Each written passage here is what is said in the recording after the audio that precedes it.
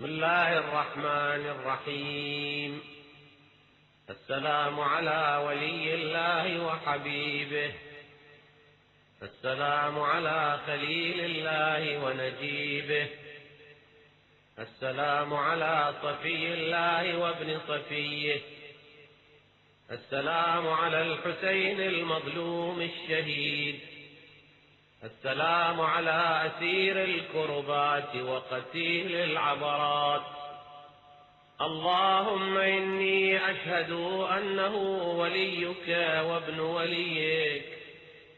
وصفيك وابن صفيك، الفائز بكرامتك، أكرمته بالشهادة وحبوته بالسعادة واجتبيته بطيب الولادة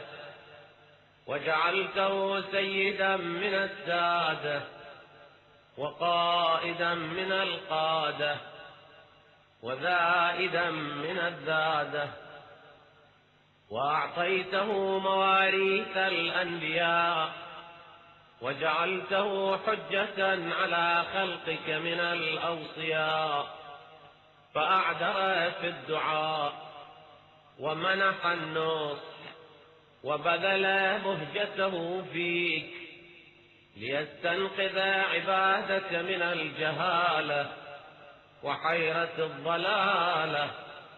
وقد توازر عليه من غرته الدنيا وباع حظه بالأرذل الأدنى وشرى آخرته بالثمن الأوكس، وتغطرس وتردى في هواه وأسخطك وأسخط نبيك،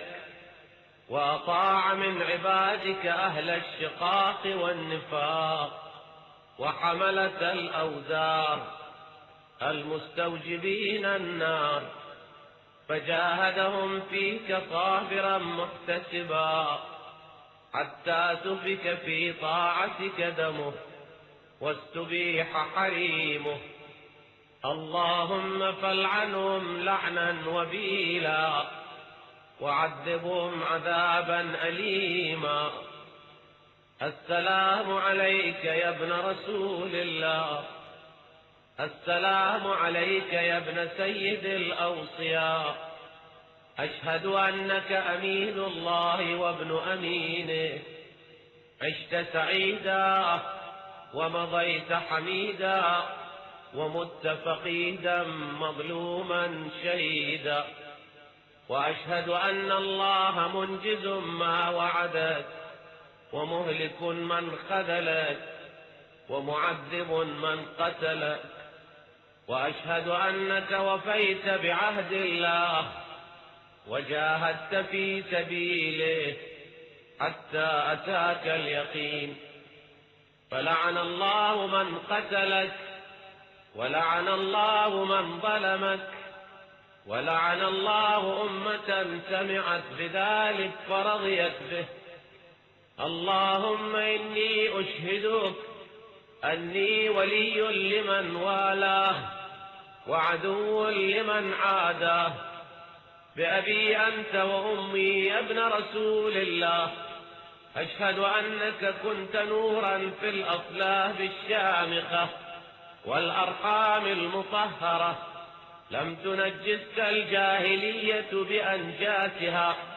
ولم تلبسك المدلهمات من ثيابها، وأشهد أنك من دعائم الدين وأركان المسلمين ومعقل المؤمنين، وأشهد أنك الإمام البر التقي الرضي الزكي الهادي المهدي، وأشهد أن الأئمة من ولدك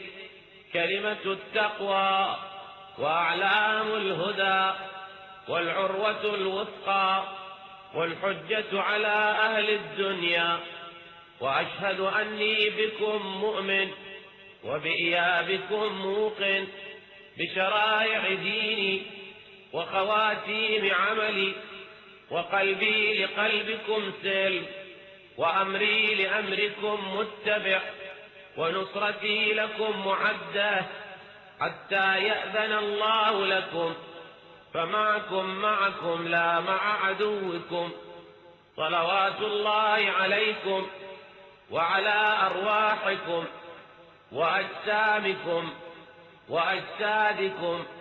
وشاهدكم وغائبكم وظاهركم وباطنكم. آمين رب العالمين.